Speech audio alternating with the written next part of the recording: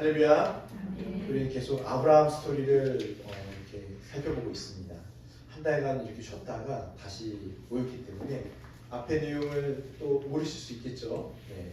그래서 하나님께서 11장 후반절부터 아브라함과 그 가족들을 부르는 장면들이 이렇게 나오기 시작하고 12장에서는 하나님께서 직접 아브라함에게 말씀하셔서 내가 너에게 말하여 준 땅으로 가라. 내가 너에게 복을 주겠다. 이렇게 말씀하시고 아브라함이 순종하여서 길을 떠납니다. 그런데 약속의 땅으로 갔던 아브라함이 그 땅에 기근이 일자 어떻게 하죠? 애굽으로 다시 내려가죠. 기근을 피해서 내려갔습니다. 내려갔는데 그 앞에서 큰 일이 벌어져요. 어떤 일이 벌어지냐면 애굽의 왕이 바로가 아브라함의 아내 사라를 이제 아내로 맞이하려고 했다가 하나님한테 크게 혼인하고 나서 많은 돈을 주고 아브라함을 돌려보냅니다. 그리고 이제 부자가 돼서 다시 가나안 땅으로 왔는데 부자가 되다 보니까 또 이 돈이 많아서 문제가 생기네요. 조카 롯과 다툼이 일어나게 돼서 이 땅과 저 땅 선택하라 했을 때 롯은 소돔을 선택해서 가고 아브라함은 가나안 땅에 계속 남아서 그 약속의 땅에 거주하게 됩니다. 이후에 어떤 일이 벌어지냐면 홀로 남은 아브라함이 두려워하니 하나님께서 또 아브라함에게 나타나셔서 어떻게 말씀하시죠? 걱정하지 말아라, 두려워하지 말아라 하면서 내가 너에게 보여준 이 모든 땅, 하늘의 별과 땅을 다 너에게 줄 것이다 이렇게 말씀하십니다. 그리고 15장에 가서는 하나님께서 아브라함과 언약을 체결하십니다.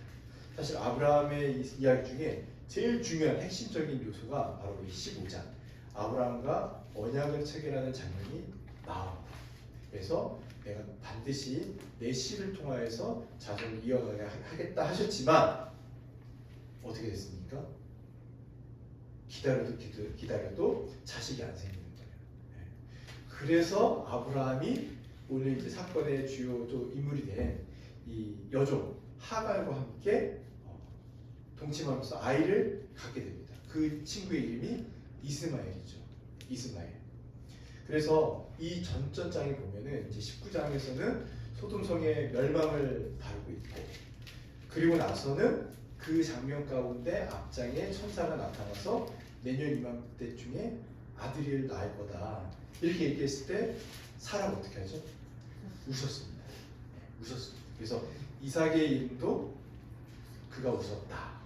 사라도 웃었다. 근데 사라의 웃음은 비웃음. 하나님의 그 신실하심을 믿지 못하는 웃음이었는데 그 불신앙의 웃음을 하나님께서 이번 장에 이 신앙의 열매의 웃음으로 바꿔주셨다. 기쁨으로 바꿔주셨다. 그게 아주 중요한 포인트입니다. 그리고 나서 또 아비멜렉의 이야기가 갑자기 20장에 등장을 해요. 그러니까 아직도 여전히 아브라함은 어떤 상태입니까? 연약하고 부족한 상태라는 것을 성경은 보여주고 있습니다. 그 소돔성의 멸망을 보았음에도 불구하고 여전히 아내를 누이라 속여서 아비멜렉의 집에 대가 끊어진 저주를 만든 그 일이 벌어지지만 하나님께서는 그런 아브라함을 어떻게 세우시죠? 선지자로 세워서 아브라함이 기도의 중으로 말미암아 그 저주가 끊어지게 합니다. 그리고 나서 21장에 들어오게 되는 거예요. 그래서 한번 오늘 말씀을 쭉 이렇게 살펴보면은 우선 21장의 핵심 포인트가 세 가지가 있습니다. 하나님은 자신의 약속을 어떻게 이루어 가시는지, 또 그 약속을 누구를 통해서 이루어 가시는지가 오늘 21장의 아주 중요한 포인트예요. 두 번째는 하갈과 이스마엘이 이 광야로 쫓김을 받잖아요. 그러니까 이거를 신학적으로 비교하면은 하나님 나라에서 쫓겨나고 버림받은 자예요. 버림받은 자예요.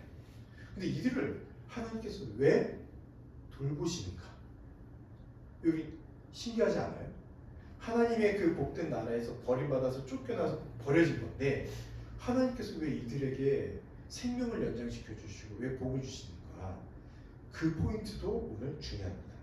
또 하나님과 동행하는 삶은 세상 속에서 어떻게 드러나며 무엇으로 귀결되는가는 to be continued. 다음 주에 다룰 내용입니다.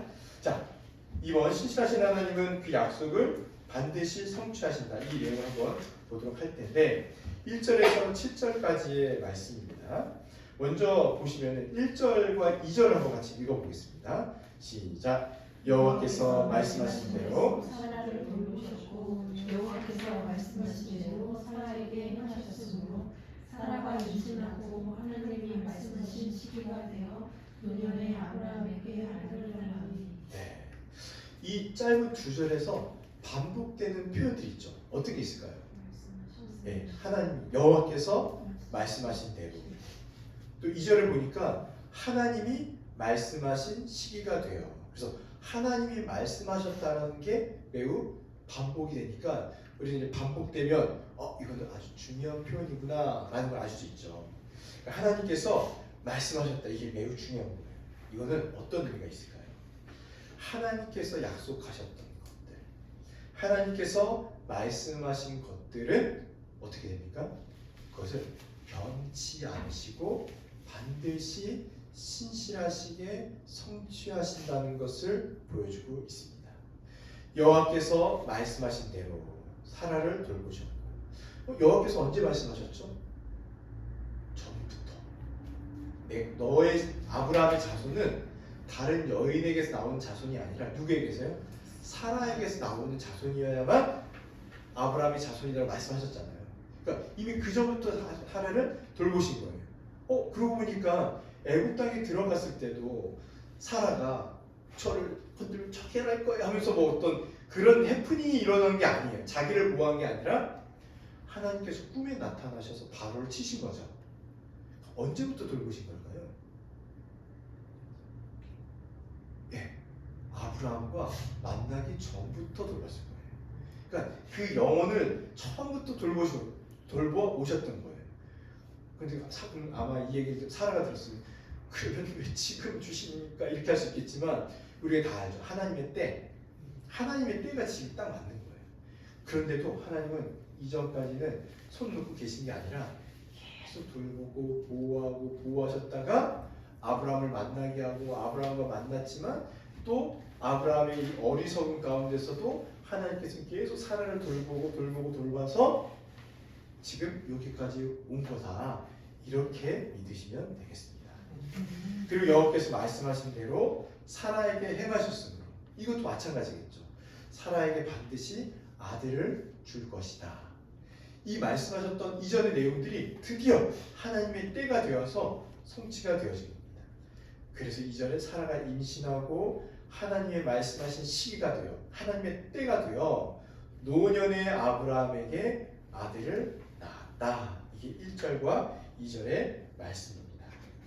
그랬더니 사라가 어떻게 돼요? 3절부터 보면 아브라함이 그에게 태어난 아들 사라가 자기에게 낳은 아들 이름을 이삭이라고 하였죠. 이삭이라는 이름의 뜻은 그가 웃었다. 웃다라는 뜻이에요. 웃다. 그 아들 이삭이 난 지 8일 만에 하나님의 명령하신 대로 할례를 받았어요. 그러니까 아브라함의 가문에 있는 모든 남자들은 다 할례를 이미 받았어요. 그리고 아브라함에게 나온 이삭도 할례를 받았습니다. 할례를 받은 건 이제 하나님의 백성이라는 뜻이에요. 하나님 택한 백성들. 자, 아브라함이 그의 아들 이삭이 그에게 태어날 때가 몇 살이죠? 100세. 지금 여러분, 지금 100세 때도 아이를 낳을 수 있을까요? 지금은 뭐 어렵잖아요. 그런데도 낳게 하셨다요. 예. 지금 사라의 나이는 몇 살일까요? 90세. 예. 이게 가능할까요? 쉽지 않습니다. 근데 이때도 쉽지 않았던 것 같아요. 이때도 쉽지 않았었겠죠. 근데 우리는 이 상황을요, 쉽지 않았다라고 말하면 안 돼요. 아예 불가능한 상황이었다. 아이를 낳을 수 없는 상황이었다라고 봐야 됩니다. 이미 이 사라의 경수는 끊어졌어요. 이제 아이를 낳을 수 없는 상태고 아브라함도 아이를 낳은 지 이미 10년이 지나버렸습니다. 그래서 도저히 아이를 가질 수 없는 이런 때에, 그래서 영적으로는 완전히 죽은 때, 더 이상 아브라함은 아이를 낳을 수 없고 사라도 가질 수 없는 이때까지 하나님께서 기다리신 거예요. 왜요? 아니, 이 당사자들은 얼마나 속이 터지겠어요. 아 주님 그냥 빨리 좀 주셨으면 더 이쁘게 잘 키우고 더 여호와의 그 하나님의 백성으로서 더 존귀하게 잘 키우고 기르고 더 했을 텐데 왜 나이도 100살, 90살이 되어서 막 늙고 어렵고 힘든 이때에까지 계셨습니까? 라고 아브라함과 사라는 물어보지 않았을까요? 네, 충분히 기도했을 것 같아요. 왜 기다렸을까? 이것이 우리의 질문이고 궁금증이긴 합니다. 6절에 보니까 사라가 이르되 하나님 나를 웃게 하시니 듣는 자가 더 어때요? 함께 웃었다. 이렇게 이전에는 사라가 하나님이 천사가 너 이제 아들을 낳을 것이야 했을 때는 비웃었어요. 그러니까 불신앙의 웃음을 가졌는데 1년 후에 아이를 딱 낳으니까 사라가 진짜 웃어요. 혹시 여러분도 살면서 이런 경험 있으십니까? 하나님이 돌보시게 뭘 돌보셔 라는 이게 웃음은 아니지만 불신앙적인 생각과 태도나 그런 마음이 있었다가 시간이 딱 지나고 보니까 맞다 주님이 나를 돌보신 거네 주님이 나를 진짜 지켜주신 거구나라는 감사의 고백이 있던 때가 있지 않습니까? 네, 아마 다들 있으실 거예요. 그러니까 하나님의 때가 이 인간의 생각과 이성과 또 우리의 마음과 이런 것과는 확실히 차원이 다르고 거리가 있다라는 걸 생각해 봅니다. 그러면 우리는 어떻게 해야 될까요? 기도하면서 그때가 되기를 그때까지 잘 인내할 수 있기를 기도하는 것. 그렇지 않으면 어떻게 되죠? 우리도 아마 지금 한 이스마엘 수백 명 있을 거예요. 우리 영적인 이스마엘들이 수백 명 달려 있을 거고 막 하나님 내일 아이가 태어날 텐데도 정말 내일 나올까요? 이런 이제 불안과 초조가 있을 수 있겠죠. 7절 또 이르되 사라가 자식들을 젖먹이겠다고 누가 아브라함에게 말하였으리요마는 이게 어떤 말이냐면 사라가 아이를 젖을 먹인다는 게 누가 그걸 믿고 누가 알았겠냐는 거예요. 아무도 몰랐을 거라는 겁니다. 아브라함에게 아브라함의 노경이 내가 아들을 낳았도다 하니라. 그러니 그 아브라함을 아는 사람들이 얼마나 더 놀랬겠어요. 그 가족의 사람들 모두 다. 제일 깜짝 놀라고 두려워했을 사람 누굴까요? 하간. 이제 이스마엘밖에 없을 줄 알았는데 그렇게 기고만장했던 하갈이 사라가 아이를 딱 낳은 거예요. 근데 또 아들이에요. 이제 자기 생명을 끊어졌다고 생각을 했을 거예요. 감각이 있었더라면. 보십시오. 하나님의 때에 하나님께서 이끄시는 모습들이 이렇게 나타나고 있습니다. 아브라함이 100세 때 아들을 얻었죠. 또 바로 할례를 시행했습니다. 이 21장에요. 아이, 아들 이런 이 표현들이 얼마나 반복이 많이 되는지 몰라요. 왜냐하면 제일 중요한 거거든요. 왜요? 아들, 아이 이거는 하나님께서 약속에 대한 성취의 열매이기 때문이에요. 그 약속이 성취된 것으로 확연히 드러나는 사실이기 때문입니다. 지금까지 있었던 가짜 아이, 가짜 아들은요 끝이에요. 진짜가 나타나는 거예요. 진짜 하나님께서 약속하시고 보내주신 진짜 아들. 그리고 이 질문의 답을 들어볼 때가 됐습니다. 왜 하나님은 아브라함이 100세가 되던 때에 아들을 주셨습니까? 우리 그때 말씀 있죠. 로마서 4장 19절에서 22절 같이 한번 읽어보겠습니다. 시작.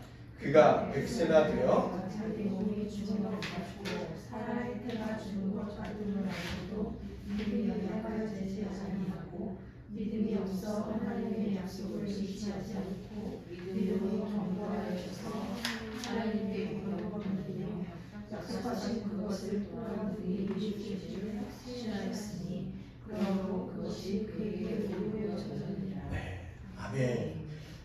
로마서는 사도 바울이 썼잖아요.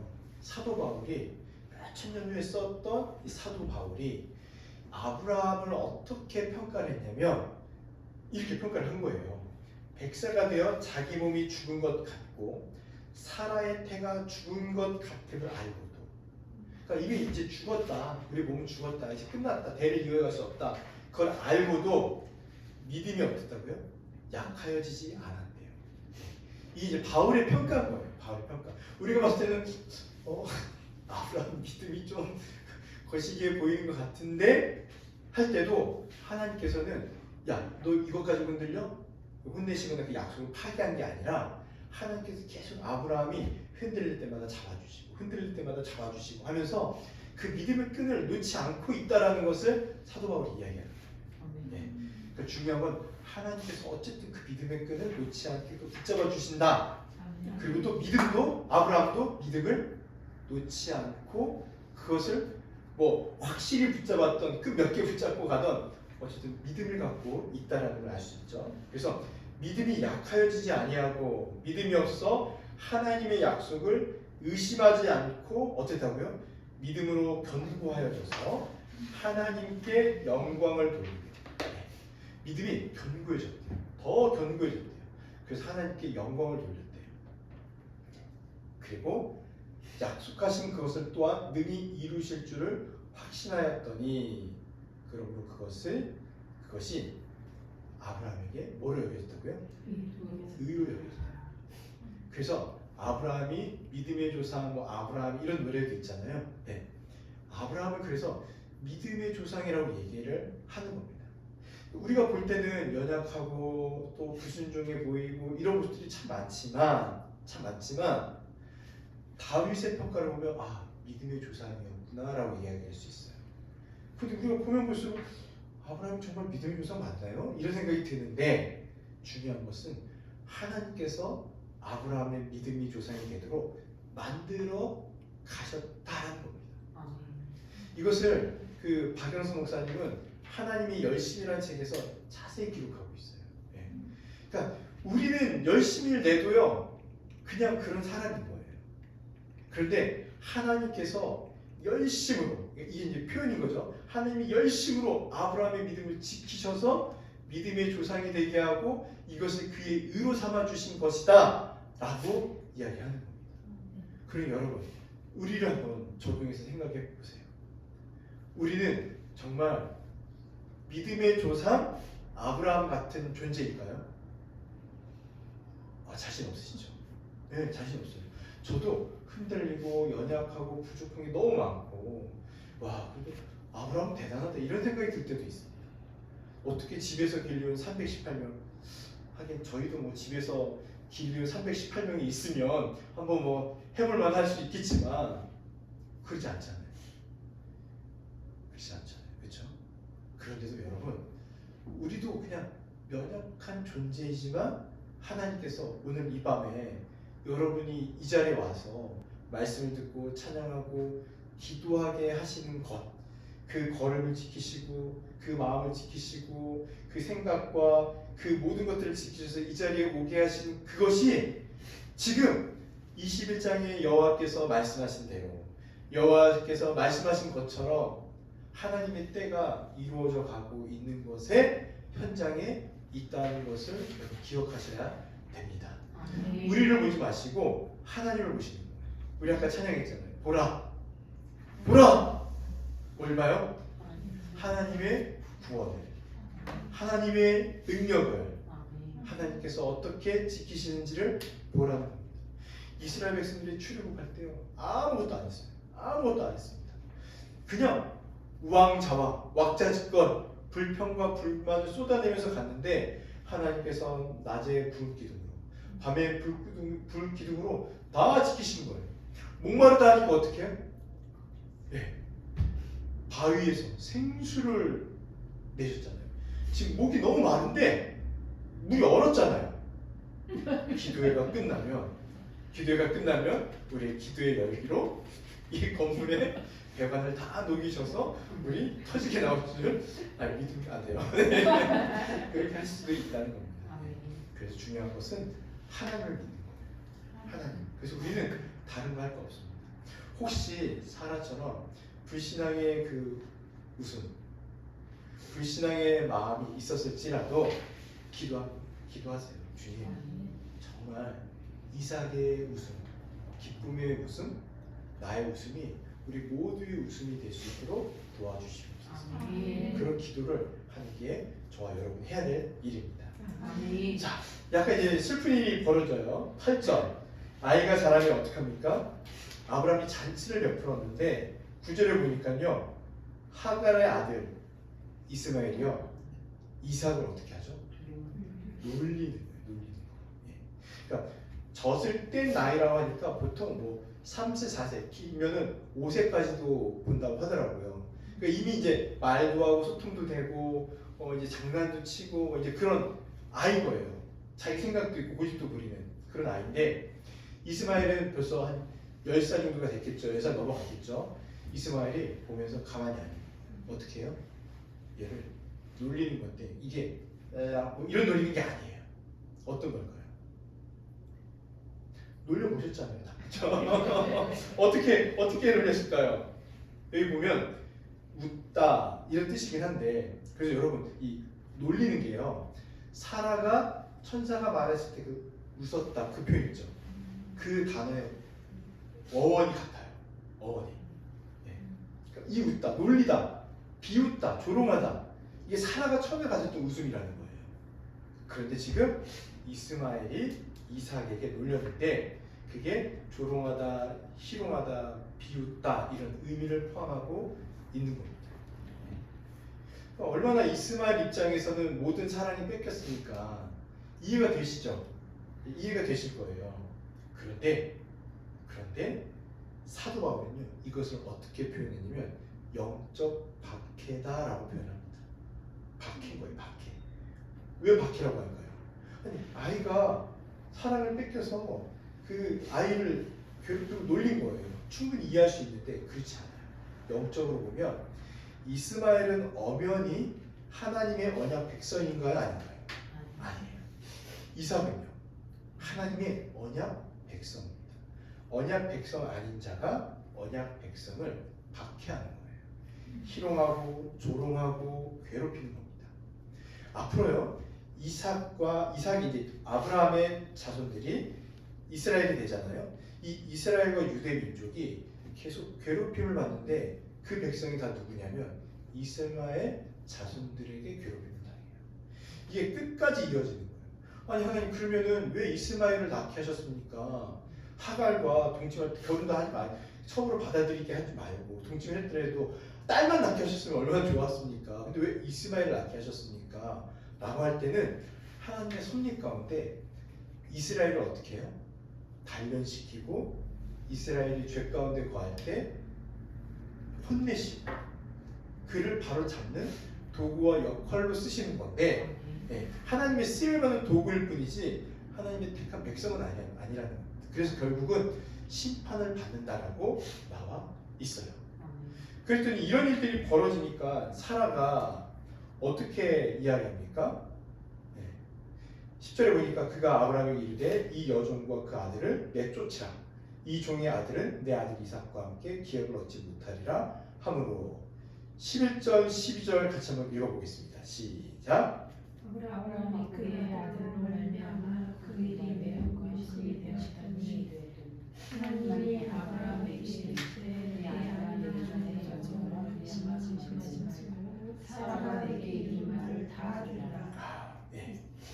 보니까 사라는요 확실해요. 뭐라고요? 내쫓아라. 너무 잔인한 것 같죠. 오늘날 같아서 잔인하다 이런 표현했을 거예요. 인권 유린, 뭐 인권도 없냐 이런 말 나왔을 텐데 사라는요 되게 단호해요. 왜 그랬을까요? 옛날에 좀 안 좋은 감정이 있었어요. 하갈에 대해 왜요? 하갈이 어떻게 했죠? 자기 아이 가졌다고 자기를 그때도 조롱하고 무시했잖아요. 드디어 아이를 낳았어요. 이 집에 안방마님은 누구예요? 자기인데 하갈 이놈 새끼 이스마엘이 내 아이를 괴롭혀? 기분 나빠. 몰라요. 성경에 기록되지 않았지만 인간의 마음으로 그런 마음이 있을지 모르겠지만 사라가 어떤 얘기를 하냐면 보세요. 10절 후반절에 내 아들 이삭과 함께 기업을 얻지 못하리라 이렇게 딱 얘기해요. 어떤 관점에서 사라는 내보내라고 하는 걸까요? 하나님의 기업 누릴 자는 이삭밖에 없습니다. 이건 하나님이 약속한 것입니다라고 딱 얘기를 하는 거예요. 그러니 아브라함 입장에서는 고민이 되지 않았겠습니까? 아브라함이 왜 고민이 됐을까요? 사라가 너무 분명하고 확신 있고 맞는 말을 했는데 10여 년의 전 지금까지 자식이 없다가 이스마엘 하나 딱 나온 거예요. 물론 하가를 통해서 낳은 아들이지만 어쨌든 아들인 거예요. 그 10년 동안 얼마나 정이 쌓였겠어요. 사랑하고 그랬는데 사라의 말이 틀리지 않아요. 그게 틀린 말이었으면 설득했거나 어떻게 했겠죠. 근데 너무 맞는 말이에요. 그러니 아마 아브라함 입장에서는 고민이 됐을 겁니다. 그랬더니 어떻게 해요? 하나님이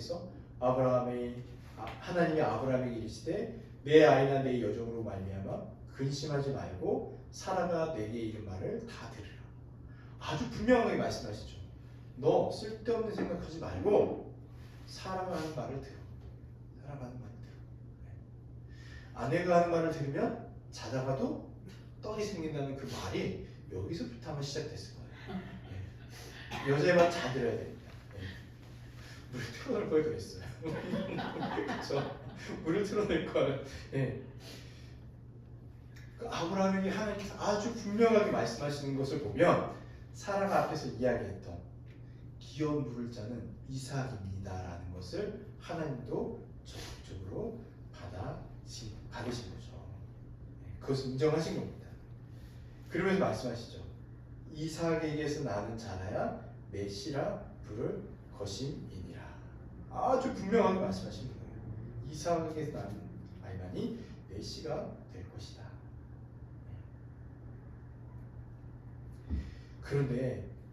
그러나 여종의 아들도 메시니 내가 그로 한 민족을 이루게 하리라 하신지라. 아브라함의 자손이기 때문에 하나님께서 그래도 완전히 저주 가운데 내어놓지는 않을 거야 라고 말씀하시는 것 같아요. 그리고 나서 어떻게 합니까? 진짜 쫓아요. 그게 이 다음 문장에 나오는 내용입니다. 그래서 이것을 보시면 하나님께서는요, 이 언약, 약속하신 것을 은혜에 근거한 선택이다라고 우리가 받아들여야 돼요. 그런데 혈통이나 인간적인 노력의 결과이지 않다. 이 이해가 되세요? 좀 더 자세히 한번 설명을 해볼게요. 어떤 얘기를 하는 거냐면 언약은 아브라함이 뭔가 열심히 노력해서 난 결과물이었다면 이스마엘로 가야 되는 거예요. 그렇죠? 그런데 하나님께서는 본인이 약속하시고 말씀하신 대로 가는 거예요. 이게 은혜 가운데 이루어지는 일이라는 겁니다. 여러분 생각을 해보세요. 아브라함을 택한 게 어떤 아브라함이 열심히 노력했을까요? 그렇지 않아요. 하나님께서 갑자기 어느 날 아브라함에게 나타나서 말씀하신 거예요. 그리고 이 모든 과정도 마찬가지입니다. 그렇지 않다라는 거예요. 그렇지 않다는 거예요. 그래서 하나님의 은혜 가운데 하나님께서 선택, 우리가 그 무조건적인 선택, 무조건적인 은혜 기억나시죠? 하나님의 선택과 은혜는 다 우리의 이성으로서는 알지 못하는 거예요. 그 선택과 그 은혜로 말미암아 지금 이 역사가 쓰여져 가고, 그러면 지금 선택받은 자는 누구예요? 아브라함과 이삭인 거예요.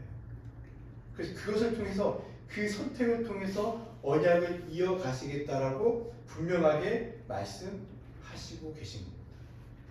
근데 놀라운 사실은 그 신약에 가면은 그 아브라함의 자손들이 누굽니까? 오늘날 이스라엘이잖아요. 유대민족. 저희는요, 한민족.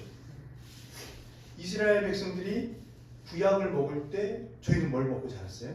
저희 조상은 쑥과 마늘을 먹고 자랐어요.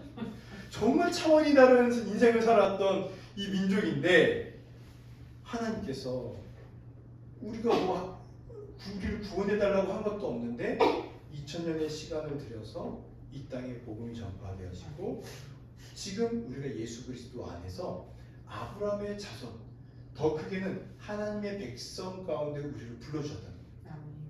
이게 만약에 혈통으로만 간다면 어떻게 이것을 설명할 수 있겠습니까?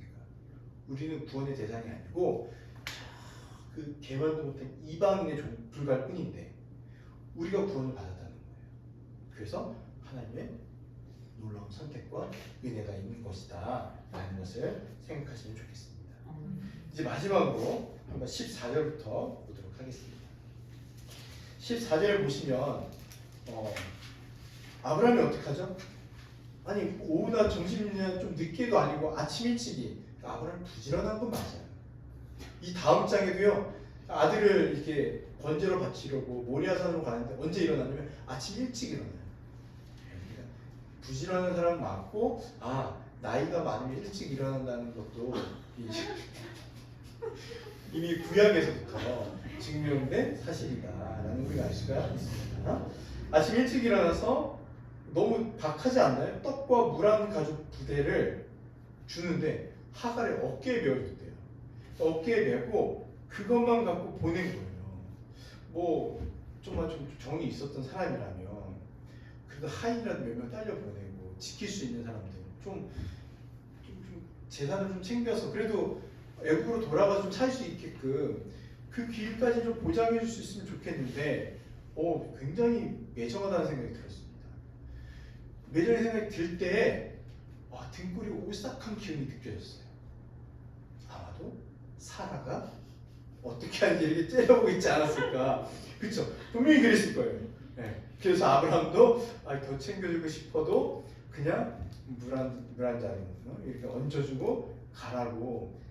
그래야 가정의 평화가 이루어지겠죠. 그렇게 하고 보냅니다. 네. 그리고 아이를 데리고 가요. 근데 가죽 부대에 물이 뭐 얼마나 많겠습니까? 물이 떨어졌어요. 그리고 16절에 보니까 아이가 죽는 것을 참아 보지 못하겠다. 이거 누구나 마찬가지 아닐까요? 물이 완전히 떨어져서 목마르다가 울고 떼쓰는 그 아이, 이제 이 정도 상태면은 거의 탈진해가지고 어떻게 하지도 못하고 움직이지도 못할 그 아이인데, 그래서 멀리 떨어져서 마주 보면서 소리내어 울죠. 이거 누가 울었을까요? 하갈이 울었을 거예요. 네. 그런데 재미난 거는 17절에 보세요. 하나님이 그 어린 아이의 소리를 들으셨습니까? 이렇게 나와 있어요. 어린 아이의 소리를 들으셨으니까 이 울음소리는 누구의 울음소리일까요? 이스마엘이라고 우리가 생각해야 되잖아요. 근데 지금 바로 전 절에는 누가 소리내어 울고 있냐면 하갈이 울고 있는 거예요. 그래서 그냥 보면 이스마엘도 울고 하갈도 울겠구나 이렇게 생각도 들기도 하고, 하갈도 하나님 편에 봤을 때는 그냥 어린아이에 불과한 인생일 수 있겠다라는 생각도 들기도 합니다. 근데 중요한 건요, 그런 아이의 울음소리를 하나님께서 어떻게 하셨죠? 네, 들으셨어요. 17절 같이 한번 읽어보겠습니다. 시작. 하나님이 그 어린아이의 소리를 들으셨으므로 하나님의 사자가 하늘에서부터 하갈을 불러 이르시되 하갈아 무슨 일이냐 두려워하지 말라 하나님이 저기 있는 아이의 소리를 들으셨나니. 네, 그 다음 줄도 읽어보겠습니다. 시작. 일어나 아이를 일으켜 내 손으로 붙들라 그가 큰 민족이 끝까지 한번 읽어볼게요. 하나님께서 어린아이의 소리를 들으셨대요. 근데 여러분, 제가 처음에 말씀드린 거, 언약 백성과 언약 백성이 아닌 자들이 있잖아요. 지금 하갈과 이스마엘은 언약 백성이 아니죠. 그래서 쫓겨나는 게 당연했죠. 왜냐면 언약 백성이 세워졌잖아요. 그러니까 이제 쓸모가 없어요. 버림받은 족속이에요. 이제 버려졌어요. 그래서 아브라함도 그래서 그냥 내쫓은 거예요. 그런데 이렇게 내쫓임 받은 이 정말 그냥 버려지고 죽어도 이제는 신경 안 써도 되는 이 하갈과 이스마엘의 기도도 아니거든요. 그냥 울음소리예요. 하나님께서 그 울음소리를 들으셨다. 왜 하나님은 들으셨을까요? 그리고 뒤에 보면요, 그들을 살려줘요. 보실까요? 19절에 그가 큰 민족을 이루게 하리라. 뭐 갑자기 이런 이거 엄청난 축복이잖아요. 큰 민족을 이루게 하겠다는 것은요, 생각을 해보세요. 지금 하나님과 이스마엘밖에 없는데 큰 민족을 이루려면 어떻게 해야 돼요? 살아야 되죠. 그리고 좀 비굴하게 살아야 될까요? 큰 민족을 이루는데? 아니요. 자손도 많아야 돼요. 나라도 이뤄야 돼요. 이거 엄청난 큰 축복인 거예요. 그래서 복이라고 얘기합니다. 실제로. 그렇게 하시겠다는 거예요. 그리고 하나님이 하갈의 눈을 밝히셨으므로 뭘 봐요? 샘물을 보고 가서 가족들의 부대에 물을 채워다가 그 아이에게 마시게 하는 거예요. 죽어도 되는 그 존재를 샘물을 보여주시고 물을 채워서 마시기 위해서 살려주시는 거예요. 그리고요, 하나님이 그 아이와 어떻게 해요? 함께 계시네요. 이해되세요? 하나님이 그 아이와 함께 계신대요. 아브라함은 버렸습니다. 아브라함 버렸고 거기에서 버림받아서 완전히 나갔거든요. 완전히 이게 이방 민족인 거예요. 그런데 하나님이 함께 계시고 그의 생명을 살려주시고 그를 장성케 하시는 거예요. 그리고 어떻게까지 잘하냐면 장성하여서 광야에 거주하며 활 쏘는 자가 되었더니 그가 바란 광야에 거주할 때 그의 어머니가 그를 위하여 애굽 땅에서 아내를 얻어 주었더라. 네, 애굽에서 아내까지 얻어서 이제 큰 민족이 되게 하는 내용들이 쭉 나오게 되는 겁니다. 하나님께서 왜 이렇게까지 하셨을까요? 그냥 버리셨으면 되지 않았을까요? 그냥 끝냈으면 되지 않았을까요? 이해가 안 되죠. 저는 잘 이해가 안 되는 거예요. 이게 아니 그냥 끝내셨으면 됐지 왜 이렇게 하셨지? 근데 우리를 생각해보니까 저를 생각해보니까 너무 감사한 거예요. 왜요? 여러분 우리는 지금은 믿음으로 우리가 아브라함의 자손이지만 우리가 믿기 전에는 우리는 누구와 같은 존재예요? 이스마엘과 같은 존재예요. 오늘 21장에서 보면 우리는 하갈이고 우리는 이스마엘이에요. 어느 날 갑자기 이렇게 복을 받고 살다가도 나가. 넌 우리 가족이 아니야 하고 쫓아내면 그냥 아무 어떤 자격을 요구할 수 없는 그런 존재들인 거예요. 그래서 쫓김을 받고 광야에 내쳐지는, 아니 어쩌면 우리는 내쳐진 존재로 살아가는 존재인 거죠. 그런 존재인 거예요. 아무런 하나님 왜 우리에게 복을 안 주십니까? 이런 얘기도 할 수 없는 존재입니다. 그런데 그런 하나님께서 우리를 돌보십니다. 돌보십니다. 우리가 어떤 존재예요? 우리 언약 백성도 아니고 아무것도 아닌데도 우리를 돌보시고 지키시고 인도하시고. 언제요? 우리가 하나님을 부르기 전에도. 이게 믿어지세요? 우리가 하나님을 알고 예수님을 믿고 이런 자리에 와서 기도하기 전부터도 하나님께서 우리를 지키시고 돌보시고 이끄시고 우리가 죽을 것 같은 막 그냥 하나님 찾는 것도 아니고 그냥 울었던 그 자리에서 하나님께서 우리에게 그 소리를 들으시고 찾아오셔서 우리를 돌봐주셨다. 아무것도 보이지 않는데 정말 이제는 죽겠습니다. 내 새끼도 죽고 저도 죽을 것 같습니다. 라고 할 때 하나님께서 하갈에 뭘 열어주세요? 문을 열어주시는 거예요. 그리고 어떻게 해요? 샘물을 보여주셨어요. 샘물. 이 샘물은 어떤 샘물일까요?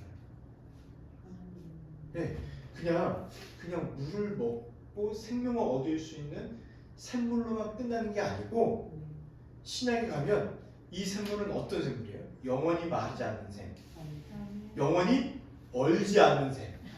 지금 얼어서 우리 참 속상하지만 얼지도 않고 마르지도 않는 예수 그리스도가 보여집니다.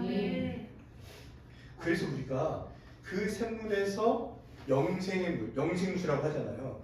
영원한 생명수를 먹고 성경 구약 21장에서는 이스마엘은요 그냥 그렇게 떠나는데 신약 백성인 우리는 어떻게 했어요?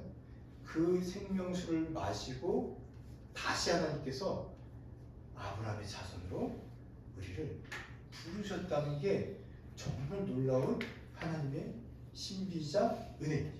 아멘. 그럼 여러분 우리가 믿고 따르고 가야 될 것은 무엇이냐면 정말 하나님께서는 신실하게 그가 하신 말씀을 이루어 가시는 분이구나. 아멘.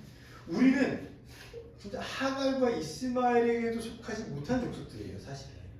그런데도 우리에게 이러한 복과 은혜를 주셔서 목마르고 그냥 막 울고 있을 때 우리의 소리를 들으시고 정말 죽겠습니다 하고 있을 때에 눈을 열어서 샘물을 보여주시고 아멘. 그걸 먹고 살도록 하셨다는 거예요.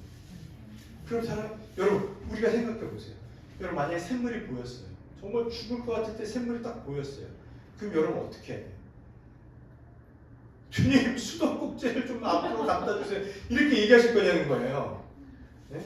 아니 주님 좀 갖다 주시지 샘물 가기도 힘든데 쩌다 놓으시면 지금 하나님 뭐 하십니까? 이렇게 얘기할 수가 없죠. 샘물을 보여주셨으면 우리 이제 뭐 해야 돼요? 주님이 샘물을 저기 만들어주셨구나. 어떻게 해야 돼요? 가야 되는 거예요. 가야 되는 거예요. 기어가서라도 그 물을 떠다가 마시고 자식들에게도 주고 그래야 어떻게 돼요? 다 살게 됩니다. 제가 곰곰이 생각해봤습니다. 주님은 우리 눈앞에 분명히 샘물을 보여주셨을 텐데 우리는 어떻게 해야 될까? 다른 게 아니고요. 여러분 지금 이 자리에 온 게 샘물을 오신 거예요. 샘물을 오신 거고 이곳에서 먹고 마시고 다시 힘을 얻고 가셔서 자식들한테 샘물, 저기 지금 저기 방에서 막 지금 따뜻하고 있는 아이한테도 샘물도 부어주시고 하면 어떻게 될까요? 우리 모두가 다 하나님의 그 생명, 영원한 생명을 얻음으로 누리게 되고 복과 은혜 가운데 하나님의 백성과 자녀로 다시 살 수 있다라는 것을 여러분 믿으시길 바랍니다. 그래서 묵상과 전쟁을 보시면 신실하신 하나님을 반드시 믿으셨으면 좋겠습니다. 지금 내 삶에서 하나님의 약속이 혹시 지연되는 것 같고 무너지는 것 같처럼 느껴질 때 하나님의 말씀을 붙잡으시길 바랍니다. 어떤 상황과 감정을 너무 붙잡지 마세요. 그것들이 크게 느껴질 수 있다는 거 압니다. 그런데도요 말씀을 붙잡고 있어요. 오늘 1절, 2절 말씀하셨잖아요. 여호와의 말씀하신 대로, 여호와께서 말씀하신 대로 이것을 붙잡으시기 바랍니다. 두 번째는요 언약 계승의 본질이에요. 하나님 왜 이스마엘을 쫓아내셨는가? 언약 백성으로서의 계보를 이어가는데 저와 여러분은 믿음으로 이 언약 백성 안에 들어가게 되었습니다. 이걸 믿으셔야 됩니다. 그러니 우리는요 하나님의 이 은혜의 약속, 언약을 붙들고 온전히 신뢰하면서 우리 안에 있는 이스마엘과 같은 것들을 다 내려놓아야 돼요. 이스마엘이 했던 게 뭐였습니까? 놀림, 비웃는 거, 믿지 않는 거, 조롱하는 거 이런 것들을 다 내려놓고 누구의 웃음이요? 이 사라의 그 기쁨과 웃음처럼 그것을 가지셔야 되는 겁니다. 그래서 혹시 내가 인간적인 방법으로 노력에 해서 하나님 말고 붙들고 있는 게 있다면 다 내려놓으시기 바랍니다. 세 번째로 광야에서 하나님의 돌보심을 믿으시기 바랍니다.